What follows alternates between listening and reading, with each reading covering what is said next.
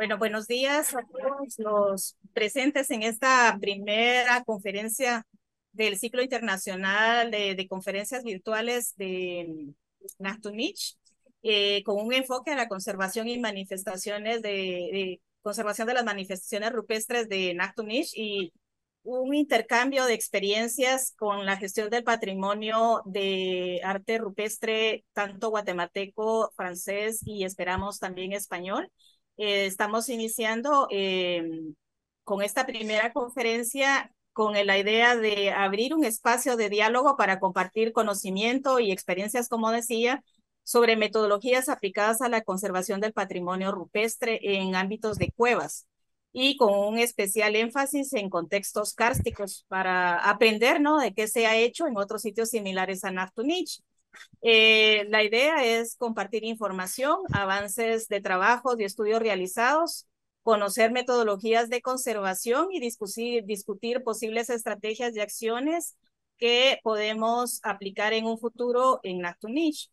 Estas conferencias se están dando como un preámbulo para iniciar un proceso de conservación, de la planificación para la conservación de las pinturas rupestres del Parque Arqueológico Nactunich, ubicado en el norte de Guatemala, y con la idea de poder ir formando a personal guatemalteco y compartir con otros países sobre cómo conservar el patrimonio rupestre, que es un tipo de patrimonio que casi no es atendido en nuestros países y que necesitamos aprender y aplicar estrategias de conservación para el futuro.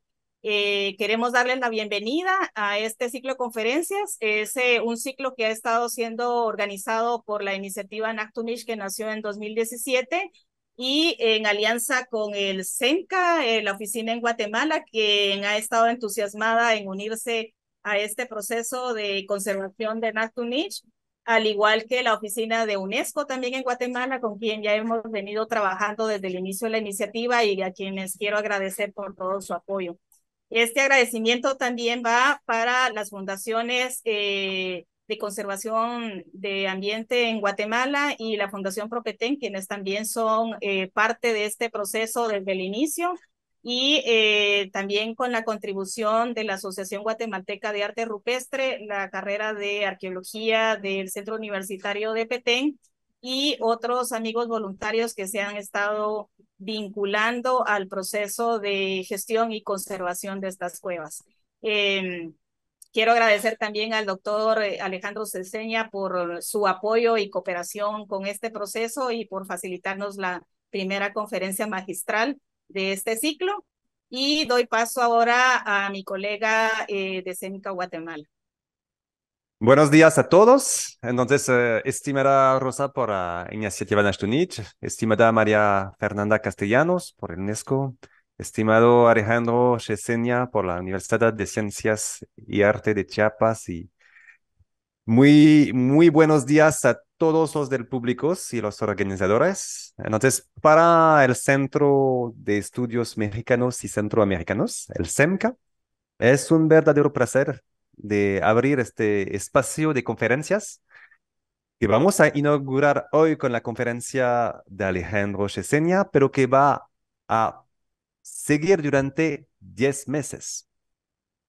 En este ciclo tendremos el placer de estudiar, de escuchar a expertos de México, de Guatemala, de Francia, de España, a hablar del arte rupestre.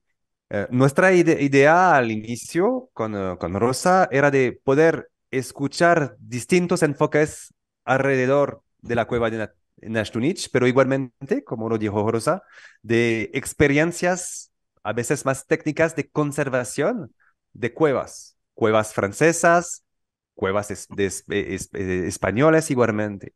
Entonces, hoy vamos a escuchar esta conferencia inaugural de Alejandro Chesenia, pero se va a seguir en julio con una conferencia de Rosa María Chan sobre la iniciativa Nashtunich.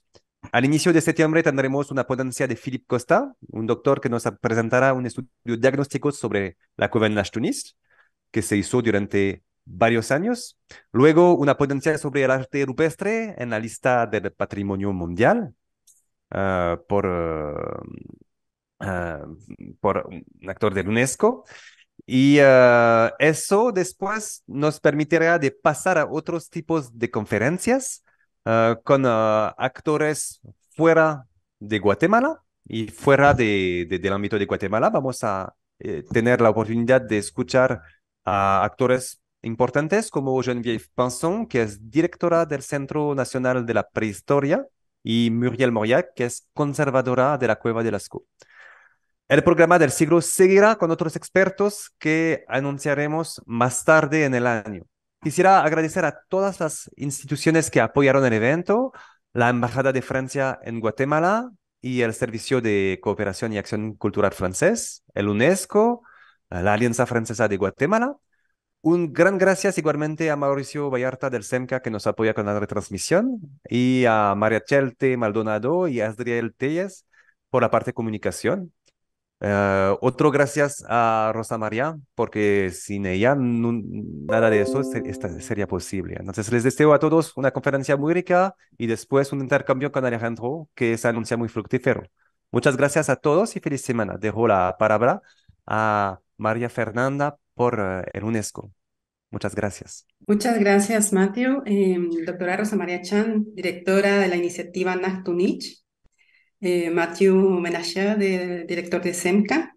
Doctor Alejandro Cheseña, profesor de la Universidad de Ciencias y Artes de Chiapas. Público que nos sintoniza vía Facebook por las redes sociales, tengan todos muy buenos días. Para la UNESCO es un verdadero gusto estar compartiendo hoy el inicio de este ciclo de conferencias sobre arte rupestre, el cual se ha venido programando, como ya han escuchado ustedes, desde hace varios meses, promovido inicialmente por la iniciativa Nachtunich y siempre en conjunto y en colaboración con SEMCA y con otros actores que ha mencionado ya la doctora Rosa María Chan. Para la UNESCO, cuando hablamos de arte rupestre, nos remontamos a esta primera manifestación del patrimonio que es representada por el genio el genio del ser humano, el genio creador del ser humano, que dicho sea de paso es un criterio para pertenecer a la lista del patrimonio mundial. Y es esta expresión artística que más ha perdurado en el tiempo. La UNESCO considera que existe más de 1 millar de lugares con arte rupestre en el mundo. Y los principales sitios se encuentran ya inscritos en la lista del Patrimonio Mundial de UNESCO. Por ejemplo, en Latinoamérica podemos mencionar algunos como el Parque Nacional Rapa Nui en Chile, las cuevas prehistóricas Yagul y Mitla en los valles centrales de Oaxaca en México, las líneas de Nazca en Perú, la quebrada de Huamaca en Argentina, la cueva de las manos de Río Pinturas en Argentina, sin dejar a un lado, por supuesto, aquellos sitios representativos de Europa, como lo son las cuevas de Altamira en España, y los sitios prehistóricos y cuevas con pinturas del Valle de Sar. En Guatemala existen numerosos sitios que cuentan con arte rupestre, los cuales se encuentran ubicados en diferentes regiones del país. Por ejemplo, en la lista representativa del Patrimonio Mundial se encuentran inscritos sitios y manifestaciones artísticas como los murales de San Bartolo y las cuevas de Nachtunich. Como UNESCO hemos venido apoyando la iniciativa Nachtunich, como ya mencionaban anteriormente, en diversas actividades y consideramos que es esencial llevar a cabo este ciclo de conferencias que permitirán, a partir de elementos científicos y académicos, desarrollar un análisis más profundo sobre la adecuada conservación, en este caso de las cuevas de Nachtunich y su arte rupestre, así como para otros sitios de arte rupestre de Guatemala, por supuesto, y de otros sitios que nos estén sintonizando. También es importante el involucramiento de la comunidad y otros elementos que son fundamentales para la protección de este patrimonio que cuenta con características de valor universal excepcional. Agradezco a los expertos invitados, al doctor Cheseña, que nos estará acompañando hoy, que nos dará un marco fantástico de cómo nace Nachtunich, por todas las contribuciones recibidas. Confiamos en que definitivamente este ciclo de conferencias académicas será solamente el inicio de un proceso que contribuirá de manera significativa al arte rupestre, en particular de Guatemala. Muchas gracias y muy buena jornada. Muchas gracias, licenciada Castellanos. quiero darle un saludo a todos los participantes. He estado viendo que ya estamos incrementando la participación desde que hemos iniciado. Y bueno, entonces doy la palabra al doctor Alejandro Cheseña, quien es doctor en historia, en filosofía en historia por la Universidad Estatal de Voronezh, Rusia, obtenida en el año 2003, en coordinación con el Centro de Estudios Mesoamericanos de Moscú, Yuri Norosov. Es autor de 4 libros, 70 artículos publicados en revistas y libros especializados y un libro en coautoría. Tiene un premio nacional del INAH Alfonso Caso, que fue otorgado en el 2016 como la mejor investigación publicada en arqueología. Le ha sido otorgada la medalla Yuri Norosov al mérito académico del 2020, otorgada por la Universidad Estatal Rusa de Humanidades y el gobierno del estado de Yucatán. Ha sido ponente en infinidad de eventos académicos internacionales, el último de los cuales fue en el 2023, este año, en el Mesoamerica Meeting, organizado por la Universidad de Texas en Austin, y es codirector del proyecto arqueológico Bolonquín. También es miembro del Sistema Nacional de Investigadores en nivel 2 en la Universidad de Artes en Chiapas. Doctor Alejandro, bienvenido. Muchísimas gracias por ofrecernos esta maravillosa, sé que va a ser una maravillosa conferencia magistral como una introducción al ciclo de conferencias de Nachtunich y la conservación del arte rupestre. Conozco sus artículos y sé que nos va a dar una maravillosa explicación de lo que es Nachtunich en cuanto a la epigrafía, la importancia que esta tiene y no solo la importancia como arte ni para la cultura maya, sino también para la epigrafía, quiero decir con esto, para la interpretación de la escritura maya en los estudios actuales. Bienvenido y le dejo con la palabra. Muy bien, pues muy buenos días tengan todos. Antes que nada, quisiera yo agradecer la presencia de todos los que están en este momento acompañándonos. También quisiera yo agradecer la invitación en primera instancia a Rosa María Chan, la directora de la iniciativa Nachtunich, por organizar este magno evento. Obviamente también agradecer a María Fernanda Castellanos, representante de la oficina de la UNESCO en Guatemala, y por supuesto a Matthew Menaya, representante de SEMCA en Guatemala, también por la organización y también por haberme invitado a este ciclo de conferencias tan importantes en torno a Nachtunich, un sitio bastante importante en el área de los estudios mayas y que requiere, por la situación en la que se encuentra, requiere de salvamento y de un trato adecuado para pues su mantenimiento, ¿verdad? Entonces, pues muchísimas gracias a todos. Voy a iniciar esta charla que he titulado Las pinturas de la cueva Nachtunich, su contribución para los estudios mayas. Voy a iniciar con unas breves palabras acerca de el planteamiento de esta conferencia, de esta charla del día de hoy. Pueden ustedes seguir conmigo la lectura del texto en la pantalla. Y bueno, pues lo primero que tenemos que decir es que, bueno, la cueva de Nachtunich es un sitio único, excepcional, y que destaca en general por albergar en su interior pinturas con exquisitas inscripciones jeroglíficas mayas y escenas iconográficas del periodo clásico tardío, del 600 al 900 después de Cristo, que es lo que dura este periodo. Hay que destacar que de las 6 cuevas en toda el área maya con presencia de inscripciones, de las cuales sería Joljá y Alcemén en Chiapas, Covanerita, Santo Domingo y Nachtunich en Guatemala y Loltún en Yucatán, solo Nachtunich presentaba la mayor cantidad de estas, además de que la mayoría eran legibles al momento de su descubrimiento. La práctica de elaborar inscripciones jeroglíficas en cuevas es en general un fenómeno bastante singular de la cultura maya, y su interpretación está todavía bajo discusión. Por ello, con cada nueva lectura jeroglífica nos acercamos más a su solución. La cantidad de inscripciones en Nachtunich es de un total de 49, además de las escenas iconográficas. No hay otra cueva, esto hay que destacarlo, no hay otra cueva con tal cantidad de obras de este tipo, lo que de entrada ya proporciona un motivo de realce a este lugar. Para los que por vez primera se acercan al tema de la cueva Nactunich, aquí tenemos una imagen, una excelente, bellísima fotografía de Stephen Álvarez, que nos muestra la magnificencia, la belleza de estas obras, de estos textos jeroglíficos dentro de la cueva de Nactunich,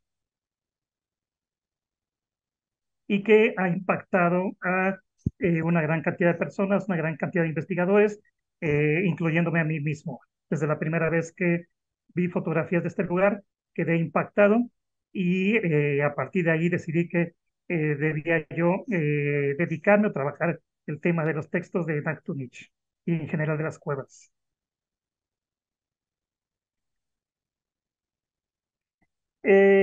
También hay que señalar que es mucha la información que nos proporcionan el estudio de los textos jeroglíficos.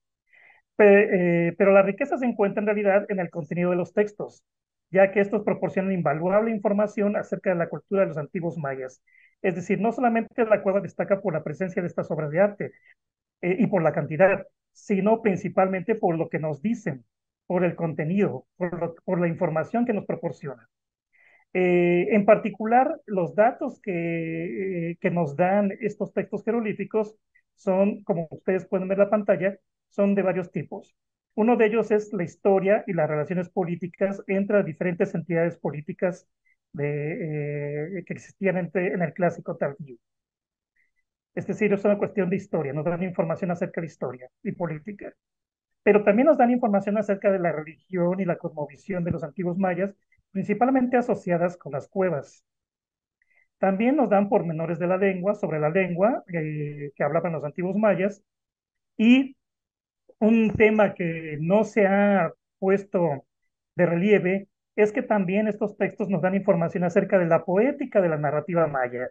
Nos dan información acerca de los recursos retóricos y de la estructura discursiva que utilizaban los mayas del clásico para expresar, para comunicar lo que a ellos les era importante. Sobre este último punto, sobre el punto de la poética, los recursos retóricos, la estructura discursiva, en las inscripciones de la cueva se hallan casos al respecto que no habían sido puestos de relieve. Justamente por ello es que en la presente conferencia me voy a centrar en este tema, en el tema de la poética que está reflejada, contenida en los textos mayas de Nactunich, y me voy a centrar en dos casos concretos para ejemplificar la riqueza que contienen estos textos en cuanto a este tema. Me voy a centrar en dos casos recientemente trabajados que revelan nuevos datos sobre rituales, léxico y principalmente sobre la poética presente en estos textos de Nactunich. No me voy a referir a los otros temas, puesto que ya en otras ocasiones otros colegas ya han expuesto bastante bien este tema, el tema de la historia, de la religión, y por ello es que me voy a centrar en este otro aspecto que no ha sido tocado previamente por algún otro colega. Por supuesto que algunos elementos sí voy a tener que referirme sobre la historia y la religión, pero no es el tema principal. Entonces, la presentación del día de hoy está constituida de tres partes. Una breve introducción acerca de la cueva y los textos jeroglíficos. Después, la parte central de la exposición, que está dedicada a la contribución de las inscripciones de Nactunich para los estudios mayas en cuanto a los recursos discursivos y la poética. Y tres, un resumen y una conclusión. Entonces, pues empecemos. Bueno, brevemente, como una introducción, tenemos aquí un mapa, ¿verdad? Un mapa basado en el dibujo de George Benny, realizado en los 80s, que ha sido fundamental en nuestro entendimiento y en el estudio de las pinturas y en general de la cueva de Nactunich. Aquí tenemos una adaptación que fue hecha por la iniciativa Nactunich y estoy aquí mostrándola únicamente para que podamos observar la ubicación de los textos jeroglíficos a los que me voy a hacer referencia. Como ustedes pueden ver, la mayor cantidad de pinturas se localiza en esto que se le llama el corredor oeste, esto que estoy aquí marcando con el cursor, y la otra cantidad, la mayor cantidad o la otra agrupación de pinturas se encuentra en este lugar. En otros lugares, en otros rincones de la cueva también hay pinturas, pero bueno, la mayor cantidad se encuentra aquí, donde dice aquí 66 y en el pasaje occidental de la cueva. Entonces, me voy a referir a dos casos de expresión verbal, digamos, literaria, contenidas en textos que se encuentran aquí y en esta área. Bueno, también hay que señalar que todos estos estudios recientes han sido posibles gracias a los trabajos previos de principalmente tres investigadores muy importantes en la historia del estudio de Nactonich. Mencionemos primero a Angie Stone, que es la especialista en arte que llevó a cabo los dibujos de Nactonich, el registro, la catalogación de todas estas obras de arte y un análisis iconográfico de estas mismas. No podemos dejar de mencionar a James Brady, el arqueólogo James Brady, que fue quien en los 80 exploró desde la arqueología esta cueva y gracias al cual sabemos todo lo que sabemos ahora sobre el uso arqueológico, los patrones del uso arqueológico de este lugar. Y por supuesto, a Bárbara McCullough, que estudió los textos desde el punto de vista de la epigrafía, y a quien debemos el cálculo de las fechas, bueno, junto con Andrew Stone, el cálculo de las fechas y la lectura hasta la fecha de estos textos jeroglíficos. Cabe señalar que buena parte de los estudios que yo he realizado han sido gracias a las conversaciones que hemos tenido con Bárbara McLeod. Así que son tres investigadores muy importantes de la historia de los estudios de Nactonich, gracias a los cuales sabemos o tenemos la información con la que disponemos actualmente. Bien, brevemente, aunque no es el propósito de esta ponencia el tema de la historia, sí es importante que reconozcamos o citar, que señalar que Nactonich, los textos de Nactonich, en efecto, están hablándonos de relaciones políticas entre distintas entidades que se daban lugar dentro de la cueva.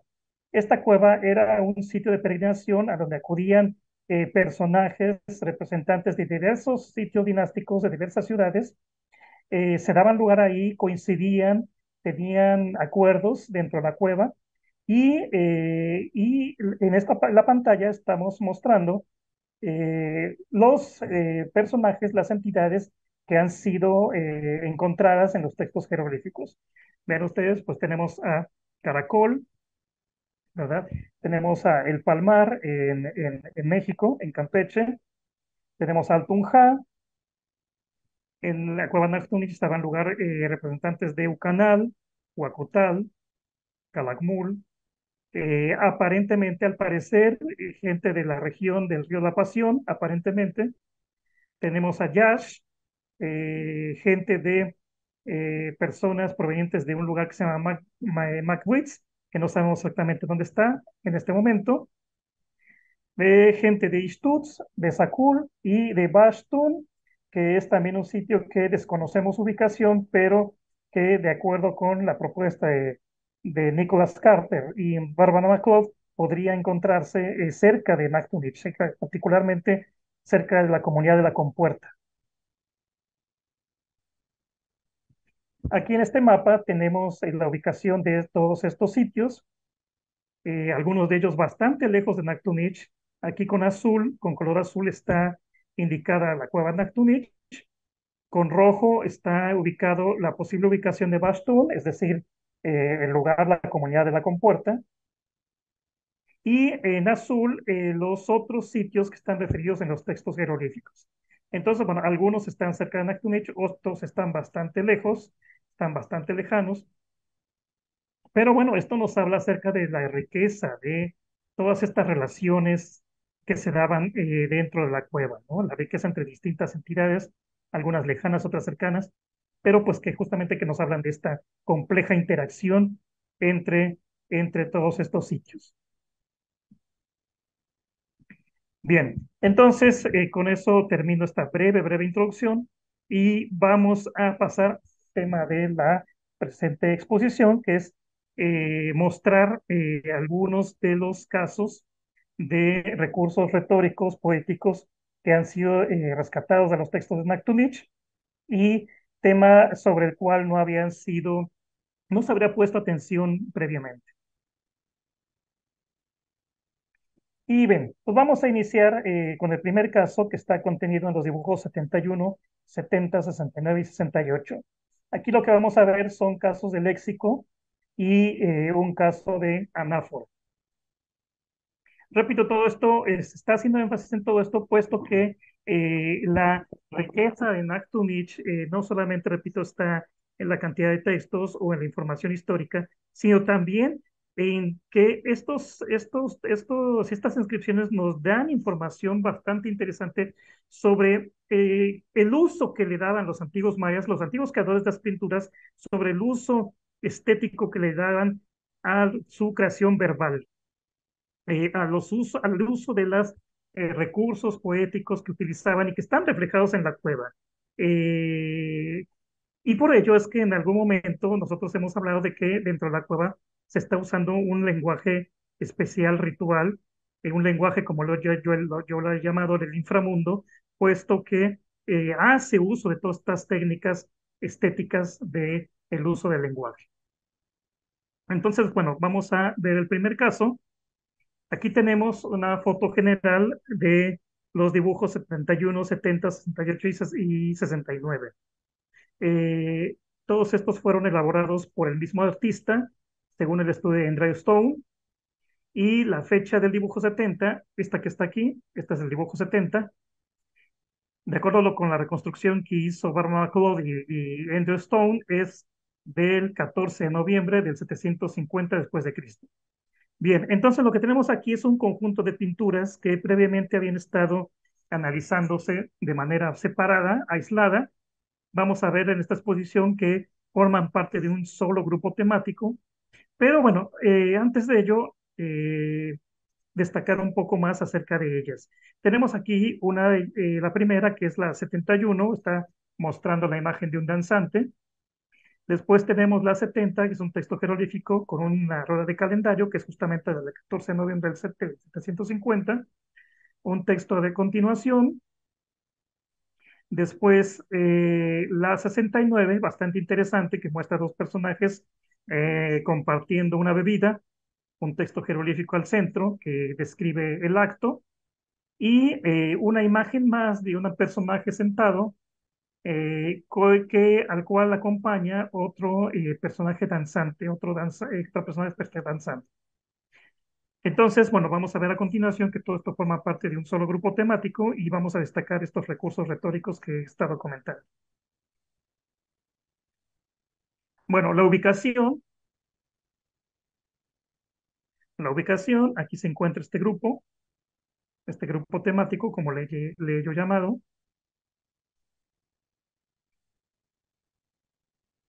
Y bueno, y antes de pasar a la cuestión de la retórica, bueno, primero comentar el significado de este grupo de pinturas desde un punto de vista del estudio de las religiones. Aquí lo que encontramos es la representación de lo que ya hemos llamado un convite y una fiesta. Aquí justamente se encuentra un gobernante, una persona de élite, junto con lo que hemos identificado como un bufón. Están interactuando, el personaje de la élite está tomando una bebida. Tenemos aquí con esta otra imagen, un danzante y aquí otro danzante y aquí lo que aparece es un espectador. Entonces lo que tenemos aquí es en general una escena de un convite. Aquí quiero comentarles que gracias a al análisis que hice acerca de la estructura narrativa de todos estos textos, hemos podido llegar a la conclusión de que este suceso o este evento de festejo, de convite, ocurre al final de las ceremonias. Bueno, esto lo sabemos gracias a la etnografía, Aquí lo que tenemos es una imagen de Chiapas, de una comunidad Tzotzil. Este es cómo se ve, cómo ocurre un convite, que ocurren siempre al final de las ceremonias, al final de todo tipo de ritual. Y lo que se busca con estos rituales es la confirmación de los acuerdos que a los que se hayan llegado en esa fiesta. Las fiestas en general son formas de interacción, son formas de respaldar, confirmar, prolongar acuerdos y al final, justamente por eso es que deben de ir acompañados de un festejo que justamente cierra cualquier evento, cualquier compromiso, cualquier acuerdo al que se haya llegado. No puede terminar un festejo, una fiesta, un ritual sin esta parte del evento. Así que gracias a eso sabemos, ¿verdad?, que lo que tenemos aquí es un evento, es un convite, una fiesta, y que esta fiesta debe haber ocurrido al final del evento que se va a mencionar en estos textos. También, gracias a el estudio, al análisis de la estructura histórica discursiva de todos estos textos de la cueva o de las cuevas, también encontramos que tienen una relación estas pinturas de este grupo temático. Previamente se habían estado estudiando de manera aislada, pero gracias al análisis de la estructura discursiva narrativa, nos dimos cuenta que tienen continuación, es decir, que este texto continúa en este y este finaliza en este. Lo cual justamente es coherente con lo que acabamos de señalar acerca de que esta escena de convite ocurre al final del ritual, que es lo que estábamos diciendo, que con esto estaría cerrando el evento descrito en estos dos textos. Entonces, este es el orden de lectura. Y las imágenes están dando información adicional de cómo está ocurriendo el evento narrado en los tres textos jeroglíficos. Aquí agregué el mismo grupo, pero ya en dibujos para una mejor visualización.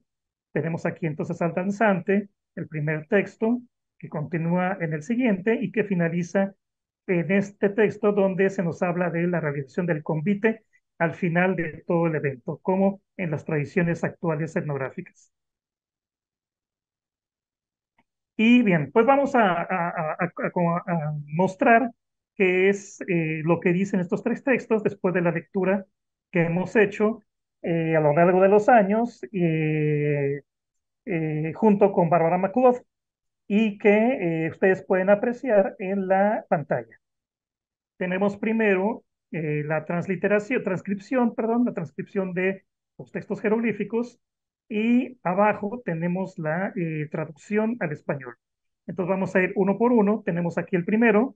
¿Qué es lo que dice el primero? El primero dice, asistió a la gran ceremonia una persona llamada Tolok Achiknab Yakab Bastun Nabas. Aquí lo que tenemos, donde dice Bastun, es que es una persona procedente de el sitio que hemos estado comentando, Bastun, que no sabemos dónde se localiza, pero que posiblemente se encuentre cerca de la compuerta. Y después el texto pasa a decir, inicia una nueva frase diciendo que es la ceremonia de peregrinaje y después continúa diciendo de quién, de Yashun Bajalam, joven señor de Jokab.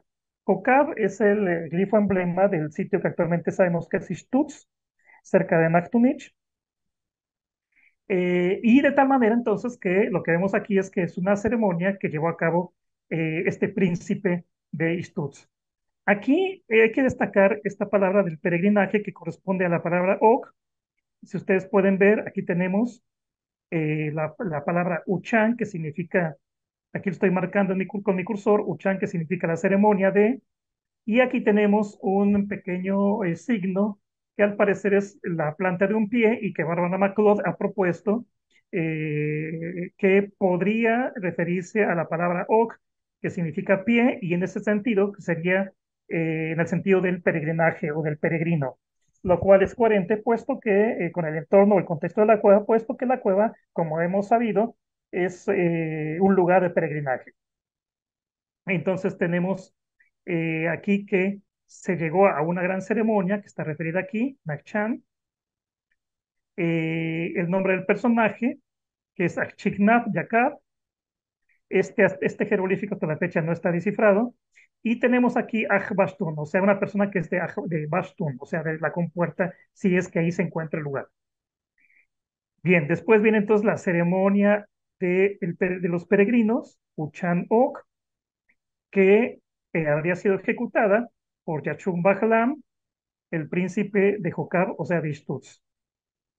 Hasta ahí, punto y coma, porque después la narración continúa aquí y aquí se habla de la finalización del ritual. O sea, tenemos un ritual de un peregrino, un ritual de peregrinos. No se describe porque los textos de Natunich son muy, bueno, son bastante parcos. Bueno, en general, como los textos en general, hay textos que sí son bastante detallados, hay otros que son bastante parcos. ¿Por qué?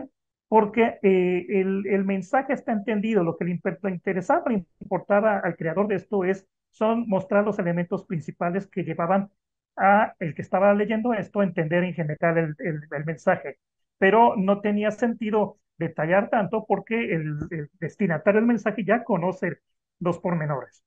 Entonces, por ello es que aquí se habla de que es un ritual de un peregrino y aquí entonces se termina indicando justamente eso, el final de este ritual.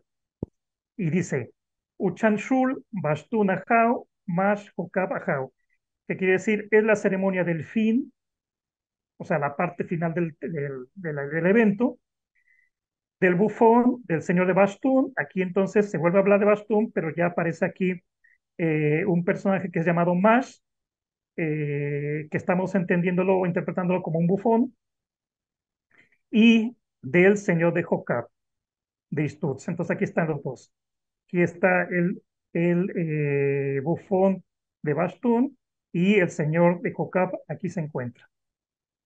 En la cueva cabe destacar que en la cueva tenemos otras representaciones de bufones, bastante interesantes, que no vamos a tocar al día de hoy, pero sí son bastante interesantes porque nos permiten saber más acerca de los rituales, qué tipo de rituales se llevaban a cabo en Naktunich. Y sabemos que en Naktunich se llevaban a cabo finales rituales de Guayet, que están caracterizados en parte por justamente rituales de tipo cómico o eventos de tipo cómico.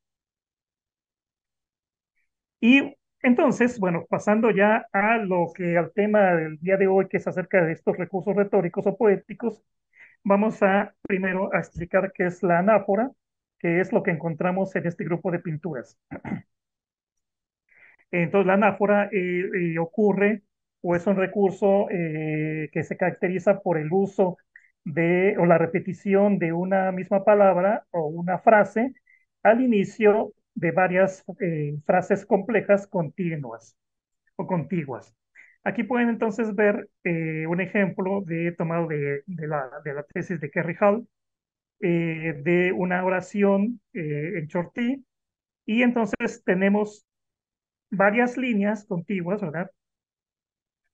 Que se distinguen entre sí, pero que tienen como común denominador que al inicio empiezan con la misma frase, con la misma expresión. Aquí al español lo podemos ver con mayor claridad y ven ustedes cómo todas inician, con excepción de la intermedia, todas inician con la frase juegan, ellos juegan. Se está aquí refiriendo a las enfermedades, cómo es que se comportan las enfermedades. Entonces dice, ellos juegan, ellos juegan. Y lo que lo distingue a estas frases, pues es lo que sigue a continuación del inicio, ¿verdad? Entonces, por ejemplo, aquí tenemos, ellos juegan en el centro del cielo, en el centro bueno, de los cielos, eh, están jugando, vienen a jugar en la calle verde, en la calle blanca, ellos juegan en el altar verde, en el altar blanco, ellos juegan bueno, en las 4 pilastras, en las 5 pilastras. Entonces todos se distinguen menos el inicio de cada una de las frases. Entonces este recurso retórico se le llama anáfora y es uno de los recursos literarios o poéticos que usaban los antiguos mayas y que hasta la fecha usan los especialistas rituales, los que saben hablar ¿no? Y hasta la fecha los usan. Entonces, todo esto viene desde la época prehispánica, como ya lo hemos sabido, lo sabemos gracias a los trabajos de Kerry Hall y de Alfonso La Cadena, de Nicholas Hopkins y de Catherine Rosseran. Pero vamos a ver ahora cómo es que en la cueva Nachtunich esto ocurre, ¿verdad? En el caso concreto. Y entonces regresemos a nuestro grupo de pinturas. Y entonces ustedes pueden ver ya la pantalla cómo esto está estructurado siguiendo este recurso de la anáfora. Tenemos aquí primero en cursivas el texto en maya y vean ustedes en rojo están señaladas la misma palabra, la misma frase repetida, que es chan o uchan. Entonces primero tenemos ilagna chan, tolojach chignab, yakab, bastun, navas. Después viene la repetición, uchan ok, yashun bajlan chokab, ajau. Y después tenemos uchan shul, bastun, ajau, march, jokab, ajau.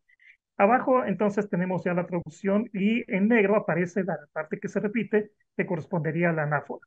Vean ustedes entonces la manera tan ingeniosa en la que está construido este, este grupo de textos la belleza justamente con la que está construido, el ingenio con la que está construido este grupo de pinturas.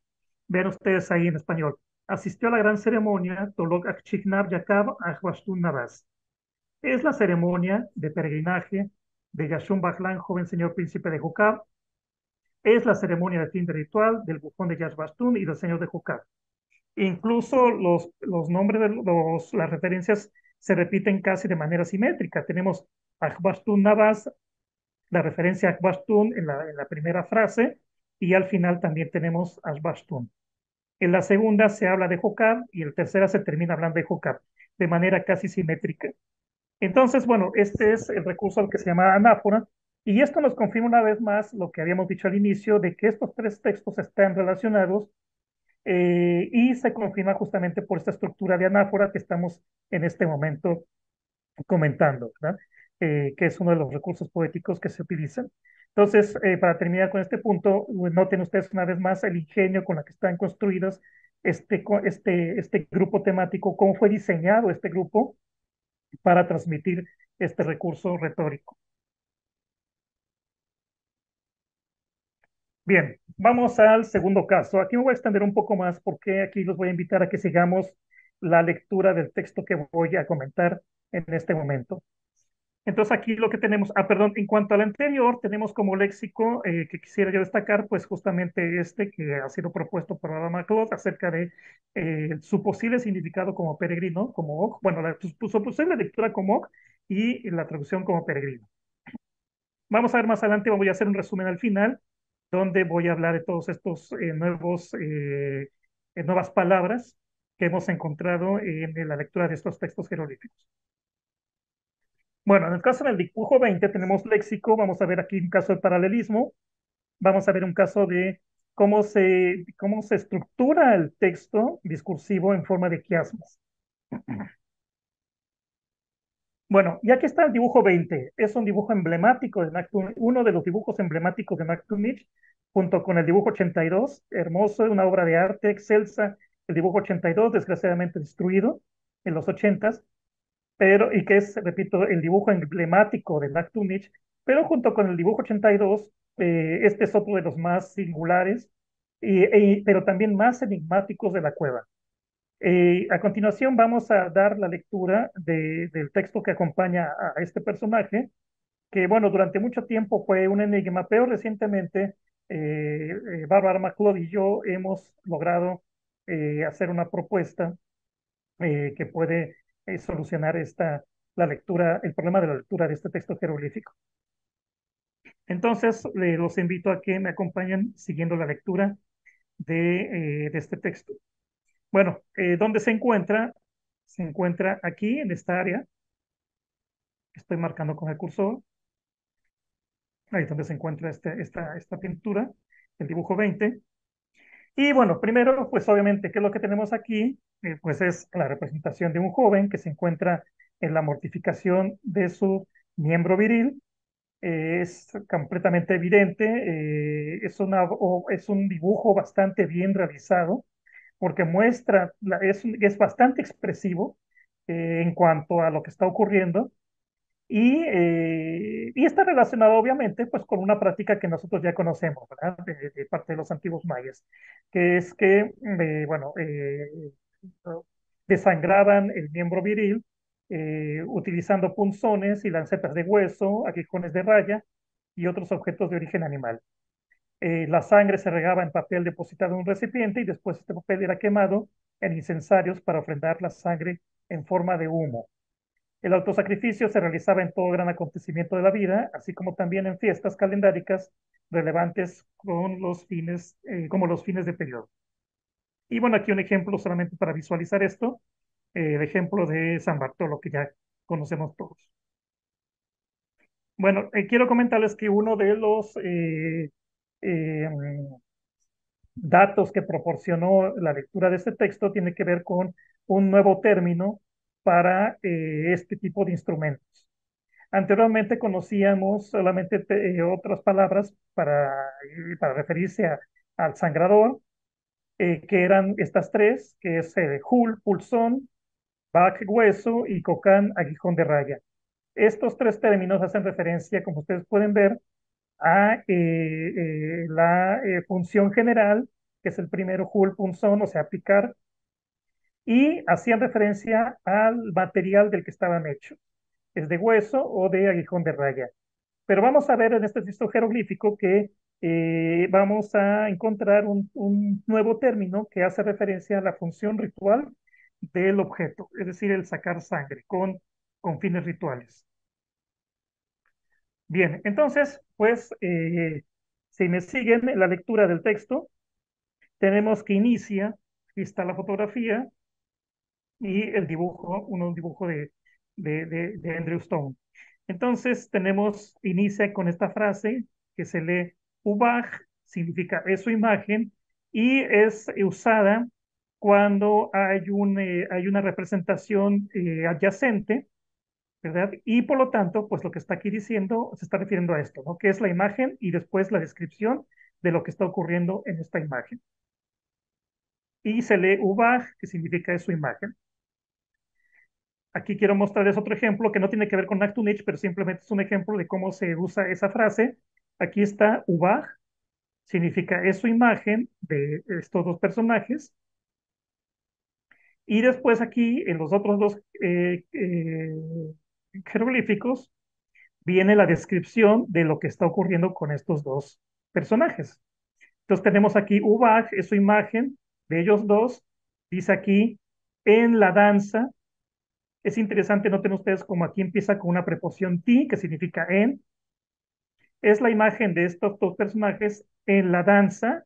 Aquí están en el acto de la danza, preparándose para el acto de la danza. Y después aquí tiene otro bloque jeroglífico que indica con qué se está danzando o alguna circunstancia adicional. Entonces, ¿en qué ritual se encuentran y con qué objeto o circunstancia adicional? ¿Qué tenemos aquí? Aquí lo que dice es Ubaj, es la imagen de estos dos en la danza con Shukpi. Hasta la fecha no está claro qué significa Shukpi, pero por lo que ustedes pueden ver en la imagen, debe referirse a estas especies de cruces con estas aves. Entonces, digamos que en español es la danza de Shukpi, es la danza con estos dos objetos, la cual están inmersos estos dos personajes. Entonces, es así como opera esta frase Ubaj, y sabemos, como en este ejemplo, que viene a continuación seguida de ti, la preposición ti, que significa en, y luego la referencia al lugar donde se encuentran, o sea, el evento donde se encuentran. Por lo tanto, entonces, aquí lo que tenemos es que a continuación de Ubaj viene una preposición ti, y este era uno de los principales problemas para leer el texto jeroglífico. Porque, bueno, siempre fue interesante. Bueno, aquí está un joven en el autosacrificio, pero ¿qué es lo que dice el texto? Obviamente tiene que referir a este evento, pero ¿qué puede estar especificando, verdad? Era lo más interesante. Entonces vamos a ver a continuación de qué se trata. Tenemos entonces en la traducción, en la lectura que hemos hecho Barbara y yo, es que tenemos aquí tres sílabas. eh, eh, Ustedes ya conocen, para los que no conozcan, acerca de la epigrafía maya. Bueno, aquí las palabras se escribían con sílabas. Y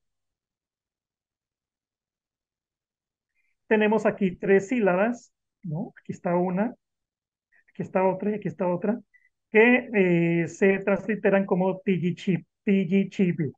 Como ustedes saben, la última vocal no se pronunciaba y entonces queda la frase tigichip. Y al final, como ustedes pueden ver aquí en la pantalla, IP se refiere a un instrumento. Entonces, esto es bastante coherente con la preposición ti que hemos dicho que continúa las frases suba, porque es la cosa con la que se está haciendo el evento. Entonces, una vez que supimos o vimos que se refería a un instrumento y que vimos que esto se refería a un posesivo, o sea, que se refiere a la cosa que le pertenece al personaje y que la está usando, nos faltaba por ver qué cosa es each, que es una raíz. Y entonces ustedes tienen aquí en la pantalla lo que significa each en Chortí, y ven ustedes cómo tiene que ver con secretar. Esto es muy interesante, Ujich e Ishik, que es la menstruación, y todas las demás acepciones tienen que ver con lo que se está, con un líquido o con lo que está secretando, incluyendo la sangre. Entonces, esto nos llevó, por fin, después de varios años, nos llevó a poder entender qué es lo que estaba aquí escrito.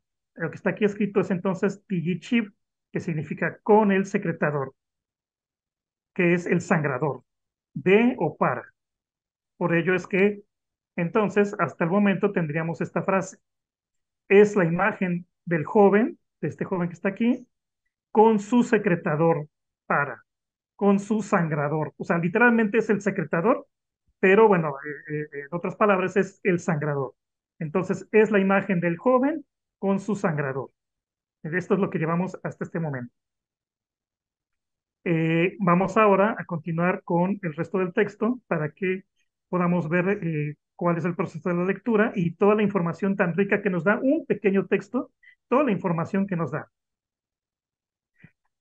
Antes de pasar a los siguientes jeroglíficos, quiero comentarles que esta frase o este término de Yichib ya estaba en otro texto que también no había sido del todo entendido, que es la estela 17, perdón, el dintel 17 de Yashilan.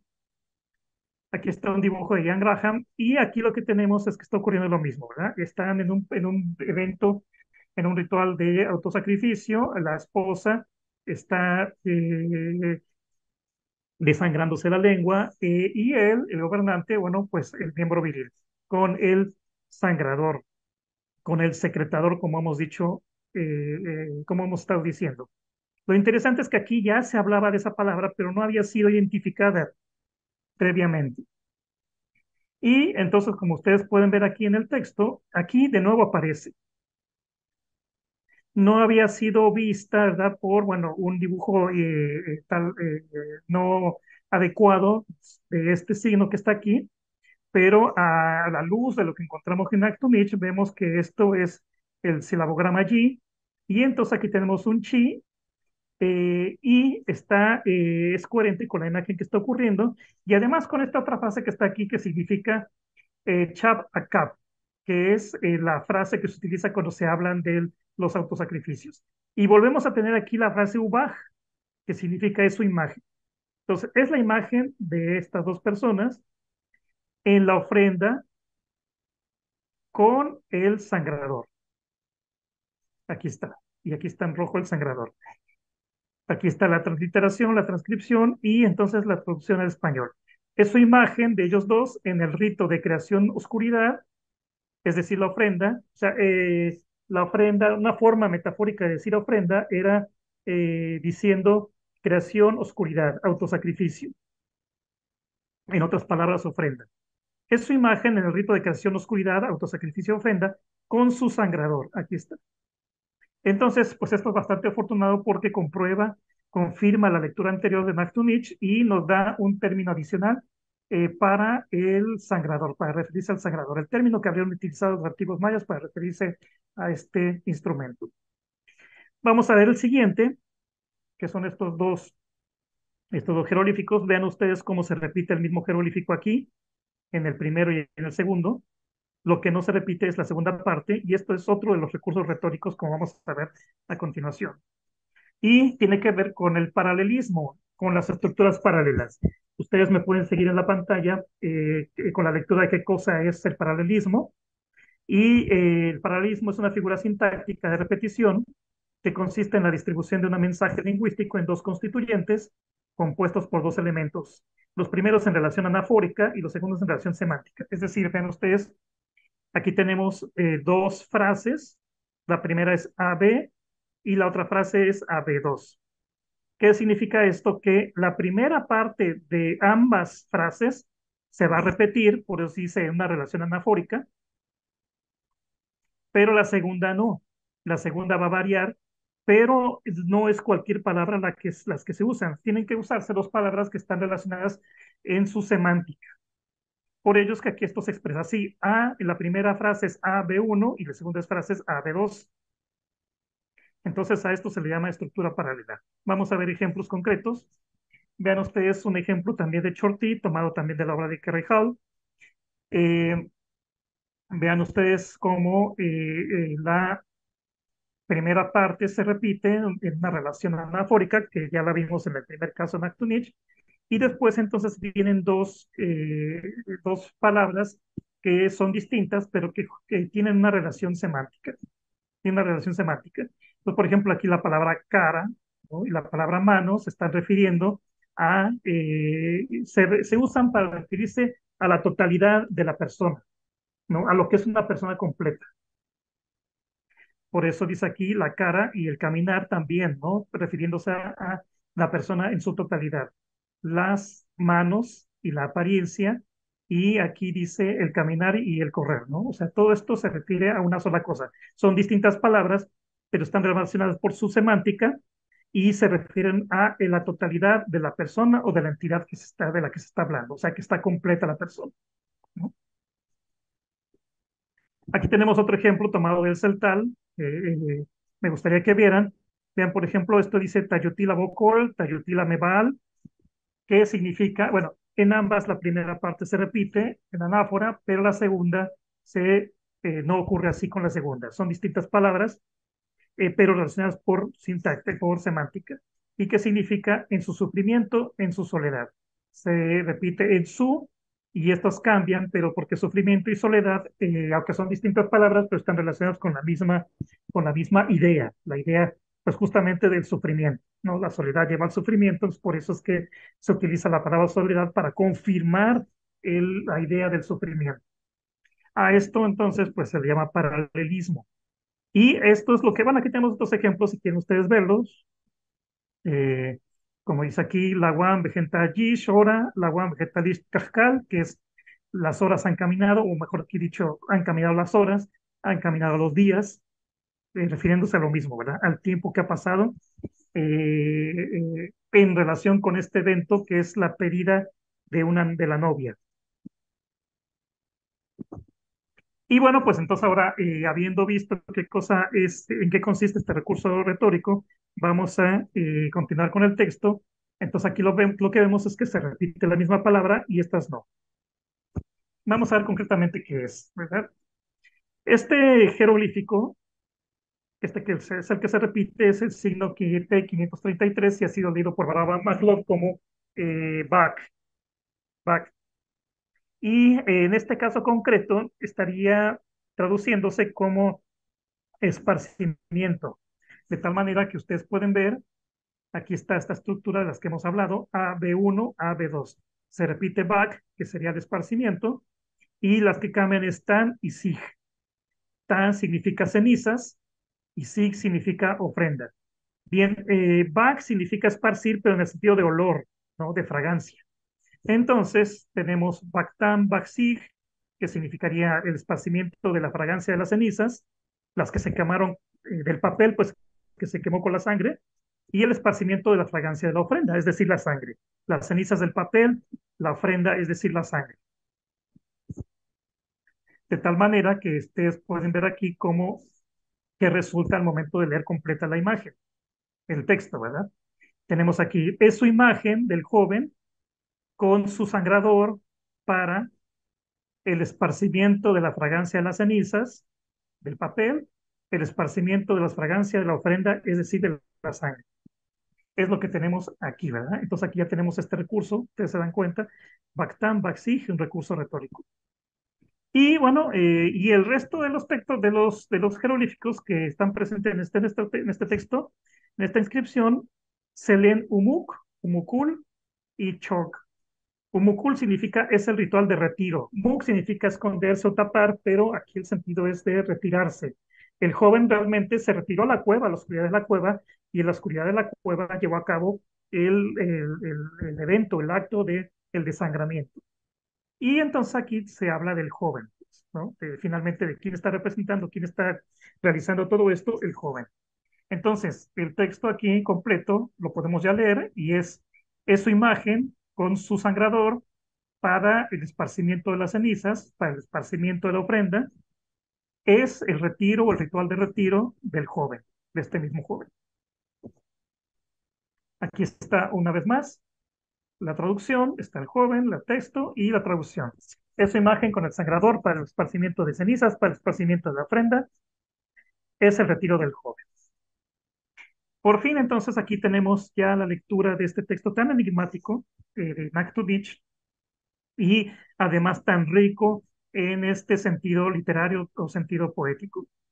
Vamos a ver ahora por qué decimos esto, porque además del paralelismo, además de eso, aquí tenemos otro recurso retórico en este texto, lo cual nos habla de la carga tan fuerte que tenía este pequeño texto jeroglífico. Y ustedes pueden entender que esta carga tan fuerte, pues se refiere justamente a, o tiene que ver con la importancia del auto del desagramiento, el auto de automortificarse el miembro viril, ¿verdad? Un acto tan delicado, pues tiene una carga religiosa muy fuerte, espiritual muy fuerte, y por lo tanto este texto jeroglífico tenía que ser redactado siguiendo los más altos estándares poéticos en ese momento, ¿no? Entonces, es un texto bastante bien logrado, muy ingenioso de parte del escriba. Y decimos esto porque además aquí tenemos una estructura discursiva de quiasmo. ¿Qué cosa es el quiasmo? Es la repetición de frases o términos semejantes dispuestos de manera inversa, simétrica, ¿no? Lo cual se puede expresar así. AB, o sea, que la estructura va siguiendo AB y después se repite BA, pero en forma inversa, simétrica. Y aquí tenemos un ejemplo tomado del Chol, ¿no? Tomado de la obra de Karim Basie y Nicholas Hopkins. Ven ustedes cómo ocurre esto, cómo opera.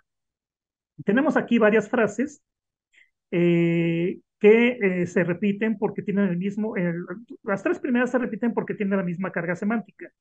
¿Y a qué se refieren? Pues se refieren simplemente que están mencionando a la divinidad. Ven ustedes qué dice. Dice ahora mi Señor Jesús Cristo, mi Señor Padre, mi Santo Señor, mi Padre Celestial. Tiene el mismo contenido semántico y por lo tanto se refieren con la letra A. Pero después viene otro tipo de información con otra carga semántica y tiene que ver con ya el anuncio que está haciendo la persona que está dirigiéndose a la divinidad y que dice y se traduce como he venido bajo tus pies, he venido bajo tus manos. Aquí tenemos otro caso, si ustedes se dan cuenta, otro caso de paralelismo, porque tenemos tus pies, tus manos, bajo tus pies, bajo tus manos. ¿Eso qué quiere decir? Como hemos dicho, significa que es la totalidad, todo el ser de la entidad a la que se están refiriendo. En este caso, Jesucristo, el Santo Padre. Todos estos dos líneas tienen la misma semántica y por lo tanto se están mostrando con D, la letra D. Y después, vean ustedes, hay otra que se vuelve a referir con la letra A, que significa ahora mi Padre. Entonces, ¿qué es lo que tenemos aquí? Tenemos una estructura en quiasmo porque primero nos está hablando de un contenido que es la divinidad, después se pasan a otro contenido con B y después regresan al contenido del inicio. Por eso que tenemos A, B, después se regresa otra vez a B en sentido inverso y después se regresa a A otra vez, como aquí está indicado. A, B y después en sentido inverso, B, A. Este texto continúa, este es un rezo, este texto continúa, es muy grande, solamente que aquí únicamente cité esto que sirve para mostrarnos, ejemplificarnos cómo es que operan estas estructuras de quiasmo, estas repeticiones en forma inversa simétrica. Bueno, ahora vamos a ver entonces nuestro texto del dibujo 20. Ven ustedes, tenemos en efecto 4 líneas distintas en su semántica. La primera, la A, se refiere a la referencia a la imagen del joven con el sangrador. Es el joven, se está hablando del joven. Después en B tenemos la mención al ritual, el esparcimiento de la fragancia o del olor de las cenizas. Viene una repetición de B con una profundización o una especificación del ritual que dice que es el esparcimiento del olor de la ofrenda, es decir, el papel, y se especifica que la sangre también. Y después es interesante porque de manera simétrica se regresa otra vez al primer dato del joven y se especifica que es el retiro, es el ritual de retiro del joven.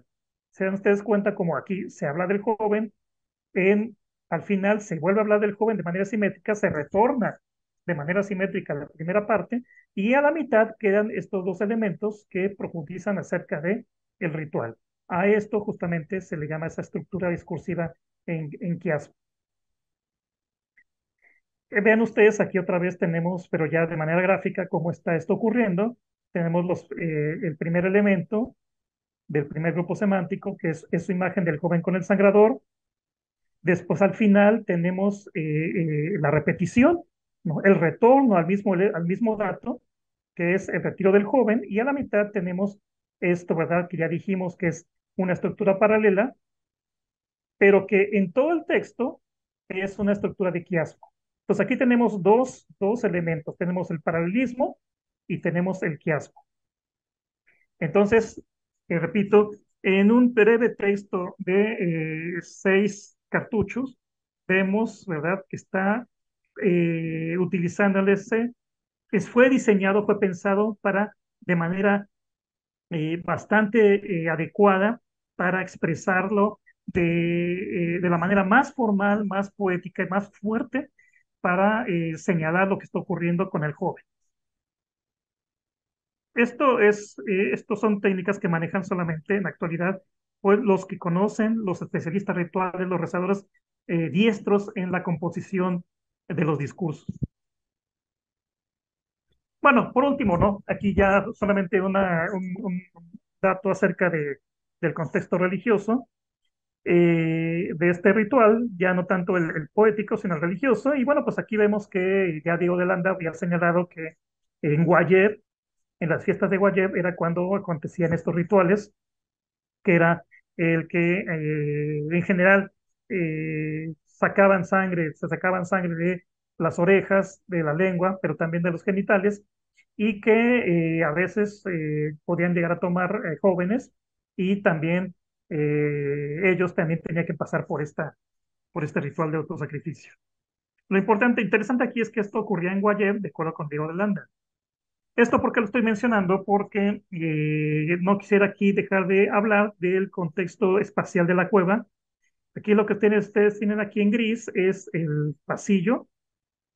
Todo esto es el pasillo de la cueva en donde se encuentra esta pintura, los muros. El dibujo 20 se encuentra aquí en la parte donde se encuentra, en el lugar donde se encuentra una de las mayores cantidades de pinturas, uno de los principales conglomerados de pinturas. Aquí se encuentra el dibujo 20, que es el autodesangramiento, posiblemente en el marco de las fiestas de Guayeb. Y es interesante cómo es que en esta misma área, pero en la parte de enfrente, en el muro, en la piedra de enfrente, en las rocas de enfrente, se encuentra este otro texto que ha sido reconstruido por Barbara McLeod y por Andrew Stone como la fecha 8 Lamat 1 Pop. Esto es bastante interesante porque nos habla de fiesta de fiesta de Año Nuevo, ¿no? Esas fiestas ocurrían el primer día de Pop, pero pues podían extenderse a los siguientes días dentro del propio mes, de acuerdo con Diego de Landa. Entonces, bueno, pues esto es bastante interesante porque si aquí lo que tenemos es un auto de automortificación de genitales llevado a cabo en Guayeb, pues es coherente esta otra fecha, ¿no?, que habla de los primeros días de Pop, puesto que aquí tenemos entonces el fin de año y aquí tenemos el inicio del siguiente año. Podría ser, o sea, no podría, digo, podría ser porque como esta pintura no está fechada, O sea, no estamos diciendo que tenga que ver con las mismas fechas, o sea, sea que sea el mismo proceso, ¿no? No porque no sabemos cuál es la fecha exacta de esta pintura, pero lo que estamos diciendo es que en general este espacio parece haber sido dedicado a este tipo de eventos de fin de año y año nuevo. Bien, entonces, pues bueno, estos son dos casos, ¿verdad? Que quería yo comentar, dos casos recientes que hemos trabajado acerca de la riqueza poética que está en Actunich, además de toda la demás, y que nos lleva una vez más a valorar sobremanera las pinturas de esta cueva. Vamos a dar entonces un breve resumen y una pequeña conclusión. Eh, Tenemos como resumen, pues yo les comentaba que íbamos a compartir una lista de léxico nuevo que hemos encontrado y entonces tenemos que el principal, obviamente, el que destaca es en cuanto a los objetos y tiene que ver con el término para sangrador, ¿no? El secretador, ¿no? Que es Yichip, su sangrador. Aquí.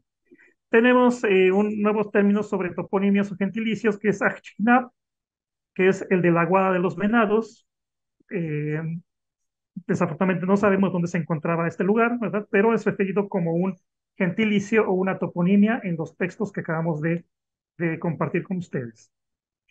En cuanto a nombres de rituales, bueno, pues tenemos Uchan Og, posiblemente sea, bueno, Uchan significa ceremonia, y aquí posiblemente este signo esté refiriéndose a Og, que es el peregrino o la peregrinación, de tal manera que tendríamos la ceremonia de los peregrinos o del peregrinaje. Nachan, que es la gran ceremonia, Uchan Shul, que es la ceremonia del fin, es decir, lo que ocurre al final de todo este evento, que sería, en este caso, el convite, la comida ritual y el festejo con música y con danzas.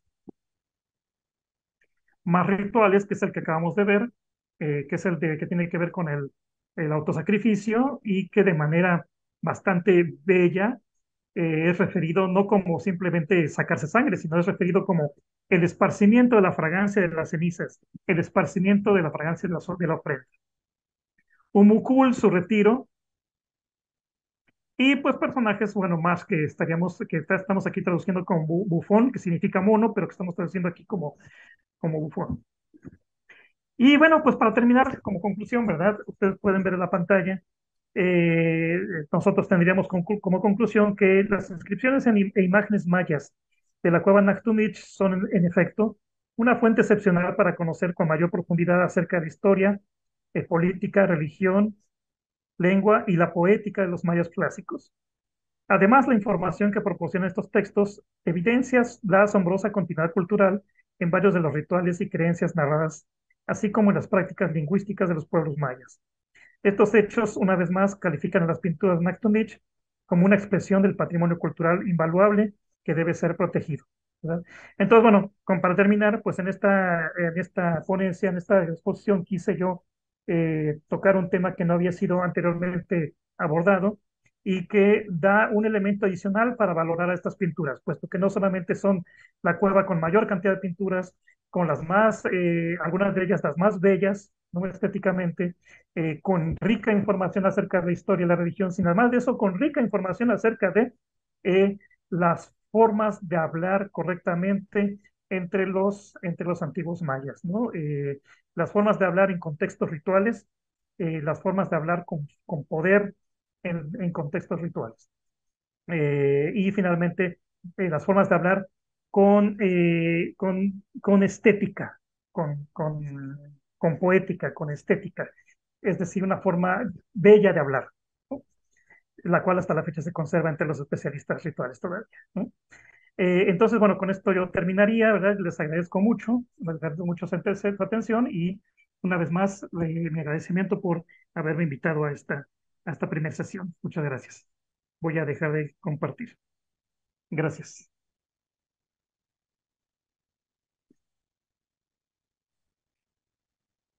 Muchas gracias, Alejandro, por esta conferencia.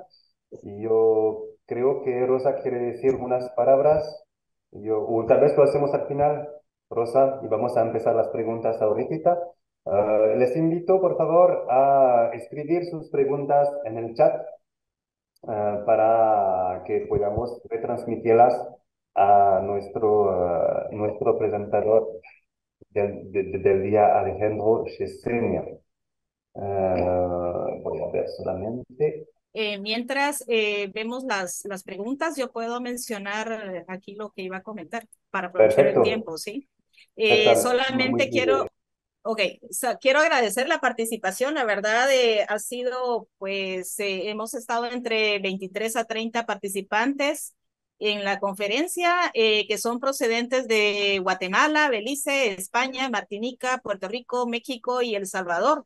Así que, bueno, como dijimos, un ciclo, hemos iniciado un ciclo de conferencias internacional, la verdad, nos alegra que haya captado el interés y que podamos incrementar la audiencia para las siguientes 9 conferencias que vamos a tener, que van a ser una por mes.